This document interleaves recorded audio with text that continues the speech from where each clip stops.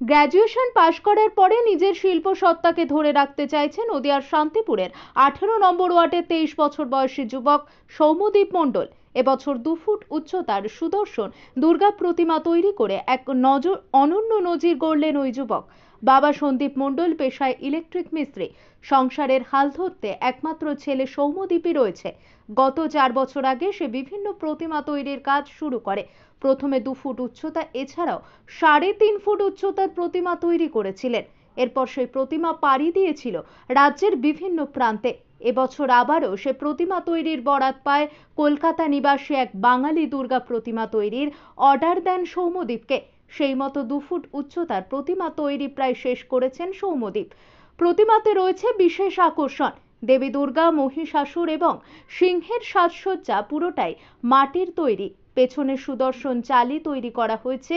দেবীর 10 হাতের অস্ত্র থেকে শুরু করে পুরোটাই তৈরি করা হয়েছে মাটির সাজে।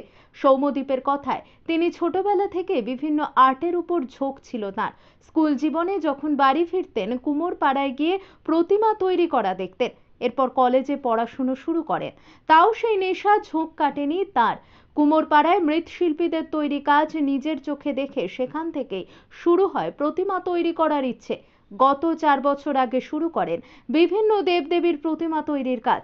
এর আগেও অতি ক্ষুদ্র কালী প্রতিমা তৈরি করে নজর কেড়েছিলেন। এবছর একটি ক্ষুদ্র কালী প্রতিমা তৈরি করে প্রায় সেরেই ফেলেছেন। আর সেই প্রতিমা পাড়ি দেবে আবারও কলকাতার উদ্দেশ্যে। সৌম্যদীপের বাড়িতে রয়েছে তার মা ও বাবা। একমাত্র সন্তান হিসেবে পরিবারের হাল ধরে রাখতে বিকল্প সৌম্যদীপ ছাড়া আর কেউ নেই। ইতিমধ্যে গ্র্যাজুয়েশন পাশ করে তার আগামী দিনের লক্ষ্য শিল্পকে ধরে রাখা। আগামীতে তার হাতের ক্ষুদ্র কাজ যাতে বিশ্বের দরবারে পৌঁছায় সেই চেষ্টাই চালাচ্ছেন সৌম্যদীপ। নদিয়া থেকে জগন্নাথ মণ্ডলের রিপোর্ট। আপনারা দেখছেন আরবিপি টিভি বেঙ্গলি নিউজ। চ্যানেলটা ভালো লাগলে সাবস্ক্রাইব করে সঙ্গে থাকুন সবার আগে খবর দেখার জন্য। আর যারা সাবস্ক্রাইব করে রেখেছে তাদের অসংখ্য ধন্যবাদ আমার চ্যানেলের পক্ষ থেকে। প্রতিমা তৈরির কাজ কিভাবে শুরু করেছিলে? ছোটবেলা থেকেই নানান রকম পালবাড়িতে দেখা এবং সেই চোখে দেখেই শিক্ষা লাগে এবং সেখান থেকে এই জায়গায়। আচ্ছা, স্কুল জীবন তো গেছে। হ্যাঁ, স্কুল জীবন, তারপর কলেজ জীবনও গেছে। তারপরে কি চোখে দেখে কাজ কিভাবে সম্ভব হলো? চোখে দেখে আমি যেটা চোখে দেখতাম সেটা আমি নিজে চেষ্টা করতাম এবং সেই চেষ্টা করতে করতে এই জায়গায়।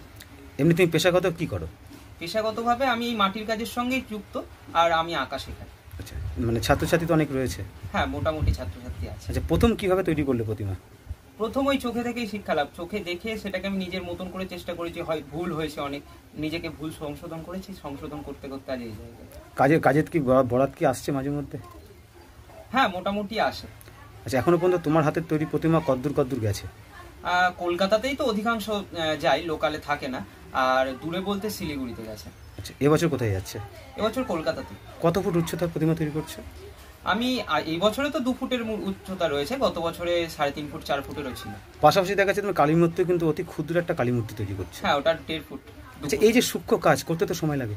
হ্যাঁ, অনেক সময় লাগে, ধৈর্য রাখতে হবে। একটা প্রতিমা তৈরি করতে কতক্ষণ সময় লাগে? কতক্ষণ সময় বলতে এখানে যেমন এই দুর্গা মূর্তিটা যেটা রয়েছে সেই দুর্গা মূর্তিটা করতে মোটামুটি সময় লেগেছে হচ্ছে 3 সপ্তাহ থেকে 3.5 সপ্তাহ। এই কালী মূর্তিটা মোটামুটি 1 সপ্তাহ। আচ্ছা, এই যে মাটির সাজ কিংবা অন্যান্য সাজে কি ব্যবহার করা হয়? হ্যাঁ, অন্যান্য সাজও ব্যবহার করা হয়, যে যেমন চাই, যে কাস্টমার যেমন চাই। আচ্ছা, আগামী দিনে ইচ্ছাটা কি আছে? আগামী দিনে ইচ্ছা এই কাজের মাধ্যমে নিজেকে একটা বড় প্রতিষ্ঠিত করা এবং একটা নাম খ্যাতি করা। পড়াশোনা শেষ করেছো? হ্যাঁ, সবে 1 বছর হলো কমপ্লিট করেছি নিজের গ্র্যাজুয়েশন। আচ্ছা, বাড়িতে কে রয়েছে? বাড়িতে মা, বাবা। বাবা কি করেন? বাবা ইলেকট্রিশিয়ান। কি নাম তোমার? সৌম্যদীপ মণ্ডল। বাড়ি? তক্ষণাপাড়া, নিমতলা, শান্তিপূর্ণ।